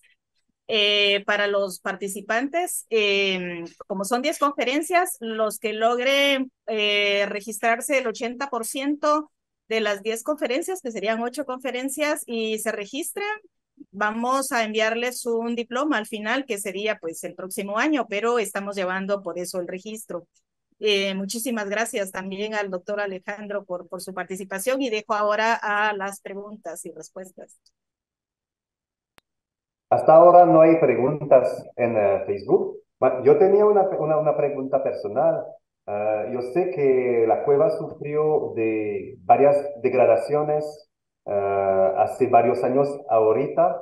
Yo quería saber de lo que nos enseñó hoy, cómo afectó la calidad de la información, lo que se pudo guardar de esta historia tan importante. ¿Cómo afectaron estos actos de degradación? Porque realmente es una degradación a veces completa de unos glifos, por favor. Sí, bien. Bueno, primero hay que destacar que algunos, cuando se descubrió esta cueva, algunos de las pinturas estaban ya bastante, digamos, estaban borradas, algunas de ellas. Hay varias que están borradas desde el inicio, y las otras, las que estaban conservadas, bueno, en su mayor parte eran legibles. Entonces, eso es lo que justamente destaca Nachtunich, que presenta la mayor cantidad de textos conservados, y que pueden ser leídos, ¿no? Son legibles. Algunos de ellos en su totalidad, otros en cierto porcentaje, en cierta medida, y a pesar de que algunos cuantos se ve que ya están bastante borrados, ¿no? Eso es en general al momento del descubrimiento. Después, obviamente, viene otra etapa que ya no tiene que ver con, digamos, con los procesos naturales, sino tiene que ver con la destrucción de parte de las personas, del ser humano. Eso sí fue lo que ocasionó un daño grave, muy, muy grave, en el patrimonio, en el corpus artístico de Nachtunich. Yo hablaba de la pintura del dibujo 82, que es el emblemático. Bueno, no lo agregué en mi presentación porque no era el tema del dibujo 82, pero es el emblemático, es uno de las creaciones más bellas del arte maya, y que en su momento fue destruido de manera vil, digamos, ¿no? Entonces, y así, y bueno, no solamente con el dibujo 82, sino otros más también que fueron destruidos. Entonces, pero afortunadamente, estas obras, todos estos dibujos fueron fotografiados a principios de los 80 por el equipo, bueno, en el cual intervino James Brady, Andre Stone, Barbara McLeod, y otros más. Ellos lograron registrar, Andrew Stone logró dibujó, publicó el catálogo completo de estas obras, el catálogo fotográfico completo de todos estos dibujos, de tal manera que pues contamos hasta la fecha con ese catálogo, y es con ese catálogo con el que podemos estudiar, ¿no? Elaborado durante los 80. Claro que si no se hubiera hecho esto, hubiera sido una pérdida irremediable, una catástrofe, ¿no? Una gran catástrofe si esto no se hubiera registrado en su momento. Afortunadamente, pues fue hecho, sí lo hicieron, y con esto estamos trabajando. Qué bueno, porque entonces después, como hemos dicho, después vino la destrucción por parte del ser humano, y pues eso no se puede ya recuperar, ¿eh? Es gravísima la destrucción, no se puede recuperar, pero bueno, algunos se mantuvieron, hasta donde yo sé, algunos todavía existen. Estos otros, los que son más emblemáticos, fueron destruidos, Pero pues bueno, está la cueva, está el espacio, todavía están algunos, ¿verdad? Y con esto es que, con lo que queda y con el propio espacio de la cueva, pues podemos seguir reflexionando. Todo esto no acaba aquí, o sea, las pinturas de Nachtunich no, todavía no acaba el estudio, ¿verdad? Son bastante complejas, hay jeroglíficos que todavía no podemos leer, no se han descifrado, ¿no? Hay relaciones históricas y políticas que no están todavía muy claras, ¿no? O sea, a pesar de, por ejemplo, hay toponimias que se pueden leer, pero que no sabemos dónde están. Bueno, el propio Bashtun no sabemos dónde está. Está la idea de que la propuesta de que esté ahí mismo en la compuerta, cerca de la compuerta, pero, pero esto no está comprobado todavía, ¿verdad? ¿No? Se tiene que comprobar. Entonces, estos textos de Nachtunich todavía falta mucho trabajo, ¿no? En su estudio. Digamos que estamos comenzando todavía, ¿verdad? Así que afortunadamente tenemos los registros de fotografías y de dibujos y con esos que estamos trabajando, ¿no? Pero bueno, y obviamente es necesario evitar que se sigan destruyendo, ya sea por la mano del hombre, que ojalá no vuelva a ocurrir, o que se sigan destruyendo, pero ya por los efectos de los propios procesos naturales, ¿verdad? Que es lo que hay que tratar de que no ocurra, ¿verdad? Sí, es lo que esperamos igualmente poder, poder un poquito empezar a juntar a la gente para poder justamente ayudar en este tipo de conservación. Creo que Rosa tiene una pregunta y después tenemos a Maripaz que tiene igualmente una pregunta en internet. Bueno, ese más que una pregunta es un complemento. El dibujo 82 que menciona Alejandro es el que estamos usando en la iniciativa como el ícono, porque ese es una pintura que ya desapareció, pero una de las más bellas, que es un escriba, ¿verdad? No, la Eh, 82, no, perdón, la 82 es la larga, ¿verdad? Larga que Ok, tiene dos, la ajá, escritura, sí. sí, Es la que escritura sí, aparte está la del dibujo, esta del a ver, escriba, que es el que ujú, usamos que es la más destruida, que de hecho la borraron la completamente. borraron completamente, Sí, sí. y bueno, eso es muy frágil. De hecho, las pinturas porque está elaborado a base de carbón. Entonces, por la humedad ayuda a conservarlo, pero a la vez también es fácil de borrarse por las condiciones con el cambio de clima y también especialmente por la actividad humana. Por eso es que está cerrado. Y lo otro que quería comentar es del sitio que mencionaste, que es el Bashtu. Es Bastón, que sí, que este es el sitio que mencionan que debe de estar cerca de Nachtumich y ujú, que posiblemente esté cerca de la compuerta. El comentario que quiero dar es que la compuerta está sobre un sitio arqueológico porque en ujú, la parte superficial no se ha estudiado, pero sí tenemos un asentamiento prehispánico. prehispánico, De hecho, ujú, tenemos ahí una estructura escalonada tipo pirámide, que también es un área ritual, tiene una ujú, escultura lisa que está también vinculada a un ujú, manantial. ujú, ujú. Entonces, es esa relación que tenemos en la escritura dentro de la cueva, se relaciona, creo, con el sitio en la superficie, sobre Sí, la cueva, ¿verdad? sí, lo más probable es que justamente ahí se haya localizado, se la que dice Bastón, ¿verdad? ¿Ah? Bastante interesante y bueno, lo malo es que como en muchos de estos casos, pues no, hasta la fecha no se han podido hacer más exploraciones ahí, ¿verdad? Pero, pues Eh, bueno. Sí, sí, porque de hecho la iniciativa se ha estado enfocando más al tema de gestión, por la Ujú. conservación, que es la prioridad. Creo que Matthew va a leer la pregunta que Sí, sigue, de sí. Maripaz. Entonces, tenemos dos preguntas. Primera pregunta de Maripaz SG. Aparte de la evidencia epigráfica, ¿se encontraron otros vestigios complementarios como cerámica o entierros? Es la primera pregunta de Maripaz. ¿Y qué porcentaje de las pinturas se encuentra conservada aún y qué medidas de protección se están aplicando? Dos preguntas. Bien, la primera tiene que ver con lo de los restos arqueológicos, ¿verdad? Otras evidencias de cultura material. Sí, hay, en defecto, definitivamente ahí está. Esta cueva presentó, gracias al estudio arqueológico de James Brady, esta cueva presentó bastante elementos de cultura material arqueológico dentro, en el interior de esta cueva, y también en la parte exterior, ¿verdad? En la entrada, digamos, ¿no? En el interior, en las áreas que son, se han denominado rituales, que tienen ciertas características, que son aquellos lugares más aislados o más recónditos. Ahí se hallaron en su momento, pues cerámica y restos interesantes, restos de fogones, ¿no? Entonces justamente eso tal vez olvidé decir, ¿verdad? Que cerca de la pintura 20, de donde se habla del autosacrificio del joven, cerca hay justamente evidencia de fogón, ¿verdad? De un fogón. Entonces, pues eso nos habla en efecto, viene a confirmar la lectura de que se está quemando papel ensangrentado en esa misma área, ¿no?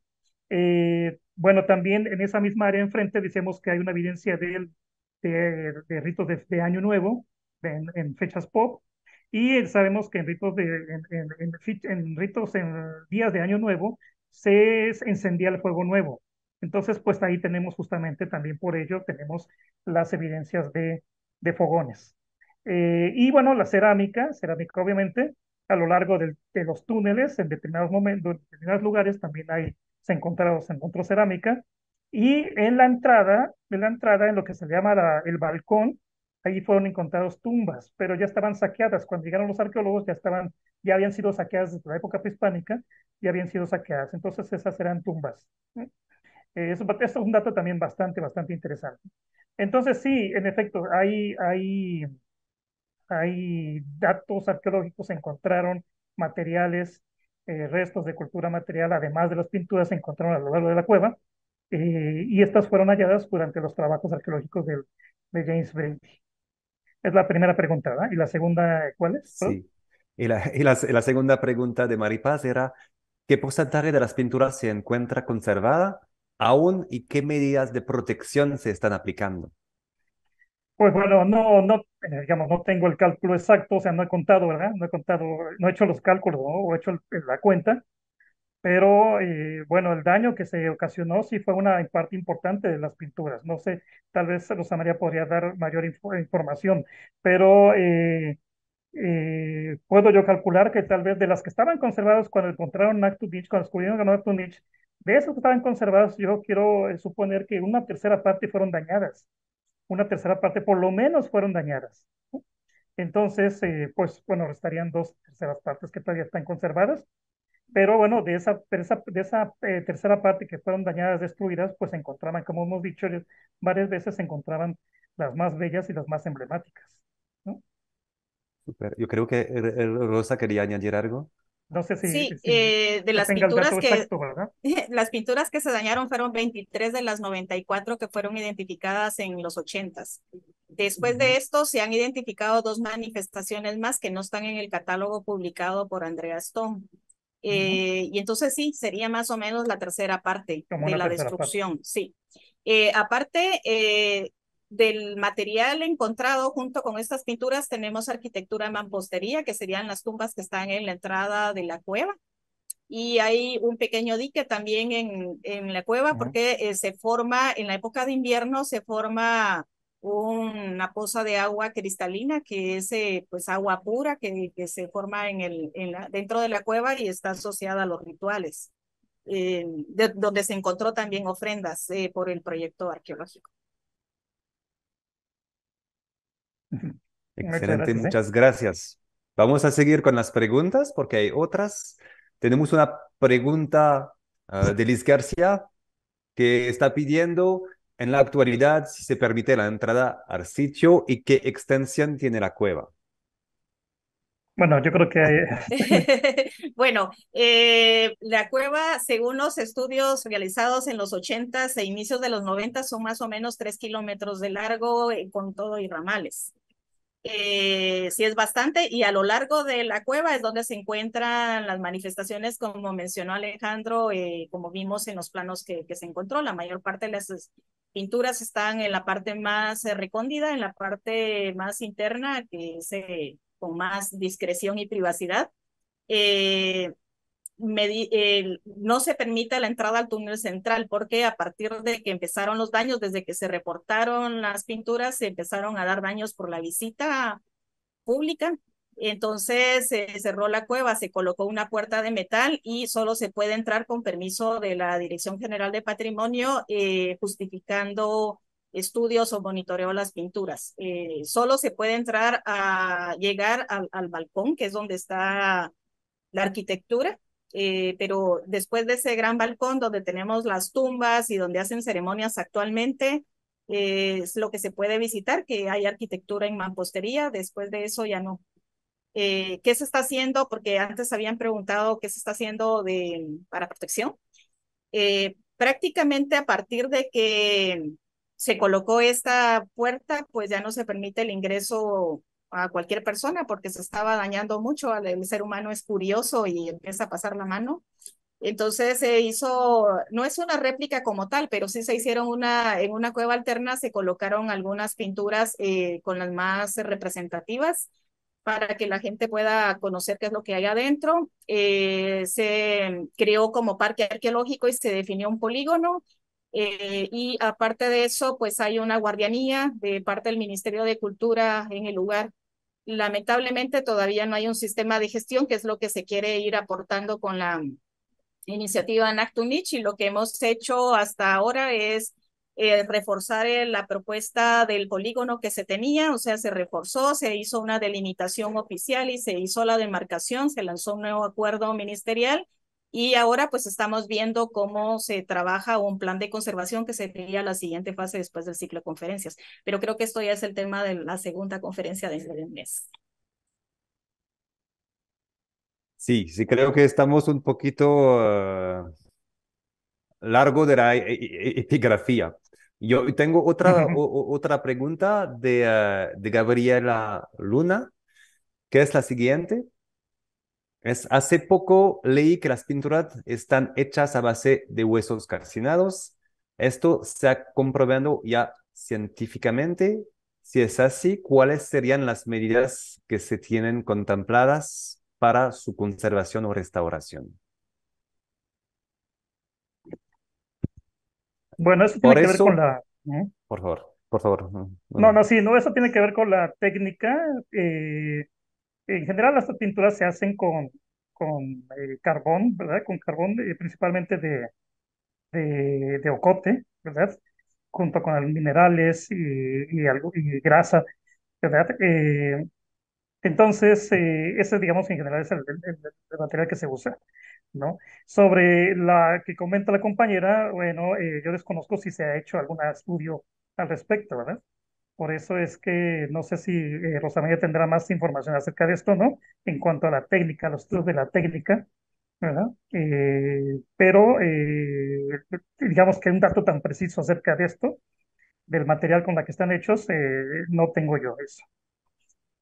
Bueno, sí he escuchado también lo mismo y en algún documento leí que se había hecho con huesos, pero es un poco complicado definir que sea hueso. Lo que sí se logró definir con un estudio que se hizo, va a ser el tema de la tercera conferencia, es el estudio del material con el que se hizo este carbón con el que están las pinturas, el material que se hizo con el apoyo de SEMCA hace pocos años y es carbón. De hecho, dentro de la cueva, especialmente en el lado donde está la mayor concentración de pinturas, se tiene varios fogones. O sea, a lo largo de la cueva, en la parte interior hay muchos fogones y todavía se puede observar el carbón. Entonces es carbón de madera lo que vemos ahí y es posible que, bueno, los estudios demostraron que sí es carbón por el que fueron hechos. De hecho, algunos tienen doble línea, como que fueron restaurados en el tiempo de uso, en el que estuvo funcionando la cueva, y también mezclado con minerales locales que sí tenemos dentro de la cueva, pero esto ya es el tema de la tercera conferencia también. Y es una aplicación Arantorca, como se ven en muchas cuevas, como directamente desde la madera quemada hacia la pared. No hay uso de aglutinante. Sí, el aglutinante son minerales, pero sí usaron como tipo de pinceles porque se nota la calidad del dibujo, de la caligrafía, del arte, que sí usaron algún tipo de materiales tipo pinceles. Bueno, no sé, no eran como pinceles de ahora, ¿verdad? Pero No, sí se sí. nota la línea, la calidad de material con el que lo realizaron. O sea, hay mucho arte aparte de toda la calidad que ya describió el doctor Cheseña antes. Tengo otra pregunta de Gabriela Luna, que agradezco mucho por su participación, sobre las huellas de pies humanas que se tienen registradas dentro de la cueva. ¿Ha logrado obtener moldes de las mismas para poder identificar datos antropológicos sobre las mismas? Bueno, yo creo que es lo Esta mismo, ¿verdad? pregunta. Estamos adelantándonos a las Sí, Sí, un conferencias pero poquito. siguientes, ¿verdad? sí, a las conferencias que vienen, pero en el caso de las huellas de pies que están al fondo del túnel principal no se ha hecho ningún estudio. De hecho, me ha preocupado que hace un poco más de un año, pues permitieron el ingreso de algunas personas no preparadas para atender el patrimonio rupestre y colocaron un par de botas a lo largo de estas huellas y la dañaron. Pero más o menos, bueno, como no se ha hecho estudio, no tenemos más información, no aparece en el estudio de Andrea Stone y según me decían es porque, bueno, no era una pintura, entonces el enfoque del estudio era diferente, pero sí tenemos huellas de manos y de pies. No se ha hecho estudio, necesitaríamos hacer como un estudio forense, creo, según me indicaba Galina Shoa en el pasado que hicimos una visita, y más o menos la medida del pie es como un 36 o 37. Digamos, la medida del pie en tamaño nuestro actual, ¿verdad? No hay estudios, así que tendríamos que preparar algún proyecto en el futuro. Estoy seguro. Hay muchos proyectos a armar. Yo tengo otra pregunta, igualmente, porque fue muy interesante todo lo que pude escuchar en la conferencia del doctor Secheña, y yo tenía una pregunta alrededor, porque hay muchos ritos mencionados de manera bastante clara al final en todos estos glifos, y mi pregunta era si había igualmente evidencias arqueológicas o alrededor del sitio o adentro de la cueva en todo lo que hay de patrimonio material que fue encontrado en los sueros de algunos o artefactos relacionados con estos ritos o algo que corroboraría la parte de estos ritos en la cueva. Sí, claro, sí hay evidencias, como lo decía yo hace un momento, están las evidencias de los fogones, donde se habría depositado el papel ensangrentado y se habría quemado. Esos fogones también evidencian acerca de los rituales de Año Nuevo, de Pop. También se han encontrado, sí, en definitiva, agujas de hueso, que son las que se habrían usado para el ritual de mortificación. Y bueno, y pues cerámica, ¿verdad? Cerámica. Entonces, sí, en efecto, están las evidencias acerca de estos rituales, en este caso del desagramiento, del autosacrificio, están, ¿verdad? Están. Eh, es interesante particularmente pues esto que hemos estado comentando, ¿verdad? Acerca de, bueno, primero la presencia de agujas de hueso y particularmente la cuestión del fuego, del carbón que está presente, ¿verdad? Justamente está presente en aquellos lugares en donde están o sea, no forzosamente, pero, o sea, no únicamente, pero sí está presente cerca de donde se encuentran las pinturas, ¿no? No solamente aquí, sino en las otras áreas de la cueva, por ejemplo, en el donde está la cámara de cristal. Ahí también hay abajo de una de las estalagmitas, de los espeleontemas, también hay resto de carbón. Y justamente el texto jeroglífico está hablando de ahí, está hablando de la presencia, de la visita de un personaje que estaba dedicado al fuego, que es el Chajón, que era el que se dedicaba a mantener los incensarios, ¿no? Esparcir también el copal. Entonces, hay efectivamente una coincidencia entre lo que está diciendo el texto jeroglífico y las evidencias arqueológicas que se encuentran incluso ahí cerca, ¿no? En la adyacencia de estos textos jeroglíficos. Entonces, lo hay en efecto. Excelentísimo. Acabamos de tener otras preguntas. Primero, dos preguntas de Gabillas Fuentes Gómez. ¿Las estructuras poéticas en los textos es exclusivo de los rezos dichos o se han encontrado las mismas estructuras en el hablar de los mayas actuales que nos son especialistas rituales? Bueno, todos estos recursos son utilizados ya lo hemos estado viendo, son utilizados por los antiguos mayas y por los actuales rezadores. Son utilizados, pero son utilizados únicamente por aquellos que saben estructurar o componer todos estos discursos, ¿no? Ya sean rezos, ya sean discursos políticos, ¿no? Ya sea narrativa, cuentos. Todos estos recursos son utilizados solamente por aquellas personas que saben el arte de la composición, ¿no? Que eso es justamente lo que distingue el arte literario del arte, perdón, del habla común, ¿verdad? ¿No? Entonces, definitivamente esto solamente es parte, es conocimiento, habilidad únicamente de los especialistas, ¿no? Como hasta la fecha, ¿verdad? Todos estos recursos también son utilizados únicamente por las personas que los manejan, ¿verdad? Que los manejan. La literatura, la poesía, todo esto es manejado por las personas que tienen esas destrezas, esas habilidades. En el caso de que nos ocupa, pues solamente, tanto entre los antiguos como entre los actuales, solamente esto está manejado por aquellas personas que tienen por lo menos un cierto grado pequeño de habilidad sobre esto, sobre cómo se tiene que hablar con formalidad. Gracias. Segunda pregunta de Gabías Fuentes Gómez. ¿Cómo perciben la cueva y sus pinturas los mayas actuales de la región? ¿Sigue siendo un espacio sagrado? ¿Solo la visitan en fin de año o carnaval o otras fechas? Bueno, hasta la fecha sí, las personas de las comunidades cercanas a la cueva, ¿no? Siguen hasta la fecha visitándolas, pero principalmente para rituales agrícolas, que es digamos que la función principal que tienen las cuevas hasta la fecha.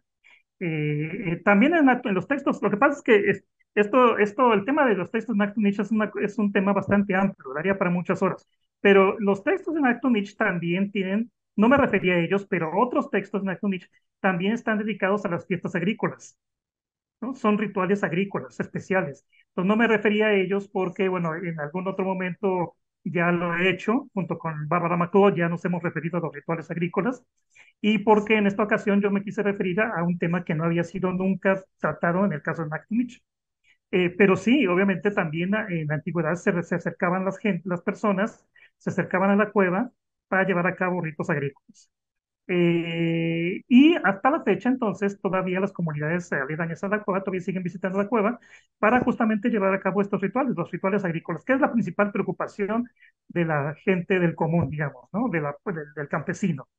Ya actualmente no tenemos élites, no tenemos gobernantes, lo que queda son los campesinos y la principal preocupación de los campesinos pues es el alimento, el maíz, ¿verdad? Entonces, el principal ritual al que llegan, que es revisado cuando llegan, es el de la petición de lluvia, la petición de maíz, ¿no? Los otros rituales pues son rituales más bien cercanos a las preocupaciones de los antiguos mayas, ¿no? De tal manera que no están reflejados en estas prácticas o completamente reflejados en las prácticas actuales, sino principalmente los que tienen que ver con la agricultura, ¿no? Y que son principalmente pues en las fechas agrícolas, principalmente en mayo o en la temporada de lluvias, ¿no? Mayo, junio, julio. Ok. Yo creo que Rosa tenía algo que decir igualmente, por favor. Sí, para complementar, la cueva no era utilizada por los actuales mayas hasta a partir de que se redescubrió a Ujú, finales de los ujú. 80, que las comunidades ahí son migrantes que han llegado de las Verapaces, una región intermedia entre el altiplano y tierras bajas, son mayas Ekchi, y están utilizando, bueno, de hecho iniciaron a hacer las ceremonias en la cueva como el centro principal de estudio, porque fue cuando se empezaron a preparar los primeros guías espirituales en Petén, Ujú. porque durante la guerra pues no se estaba celebrando estos rituales porque era prohibido en aquella época. Entonces, los primeros señores que se empiezan a formar utilizaron como centro de estudio Naktumich, y a la fecha los que más llegan son de las comunidades cercanas y otras áreas también, porque se ha convertido en un sitio de peregrinación nuevamente, pero como decía Alejandro, para campesinos, para la comunidad normal, rural, para solicitud para las cosechas y también para solicitud digamos, por su necesidades en la Todo, ¿no? vida cotidiana, ¿verdad? Nada más, y las ceremonias no se hacen adentro. Si se recuerdan, había comentado que está cerrado, entonces las ceremonias se hacen en la entrada de la cueva. Gracias, gracias a ambos por las contestas. Me queda una pregunta de Alejandro Garay Herrera. ¿Puede ampliar sobre la evidencia para las traducciones de Bach y Chan que proponen Bach como esparcimiento, Chan como ceremonia? Bueno, eso tomaría bastante tiempo, ¿verdad? ¿No? Esa es una propuesta que ha hecho Barbara McLeod sobre ese signo, considerando la totalidad de los contextos donde aparece ese signo, y que apuntan a que la lectura que serviría para todos estos contextos sería Bach. Este signo definitivamente ha sido bastante discutido en la epigrafía. Hay varias propuestas relacionadas con la lectura de este jeroglífico. En efecto, sí hay varias propuestas. Aquí, Bárbara Macod y yo estamos usando la que ella ha presentado, que es la lectura Bach, y que estamos usando con el argumento de que su traducción es la que serviría en la mayor parte de los contextos donde aparece, ¿no? Donde aparece. En definitiva, esta es una propuesta, está todavía por confirmarse, ¿no? Pero en el caso de Naktonich, nos parece que funciona, que está funcionando en el contexto del ritual de autosacrificio, ¿verdad? Pero sí, en efecto, ¿no? Esto se está discutiendo todavía. Así que, bueno, pues eso puede llevar bastante tiempo, ¿no? Sí, pero bueno, en general, en pocas palabras, esta es, digamos, es el argumento, ¿no? Es una lectura que parece operar en la mayor parte de los en todos, o por lo menos la mayor parte de los textos donde aparece, ¿no? Y en el caso de Naktonich, pues parece aplicarse bien en relación al autosacrificio. Muchas gracias, Alejandro.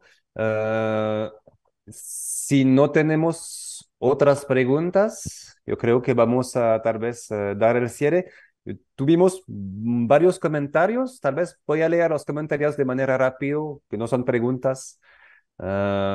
Tuvimos Maripaz que decía, Maripaz SG que decía excelente intervención, Alfredo Solarzano Lenz, excelente, Jaime Sebastián Serrano Mena, desde Nicaragua, muy, pero muy interesante, Sebastián Peromino, saludos Sebastián, muchas gracias por esta excelente conferencia, Oscar Antonio, excelente actividad, felicitaciones. Teníamos igualmente Oscar Antonio, interesante interpretación del patrimonio integrado complementario entre arte, significado y sentido humano. Gabriela Luna, felicitaciones a la doctora Rosa María Chan y se de su gran lucha para la conservación. Poptun se lo agradece. Y Marlene Gárnica, gracias por tan magnífica ponencia.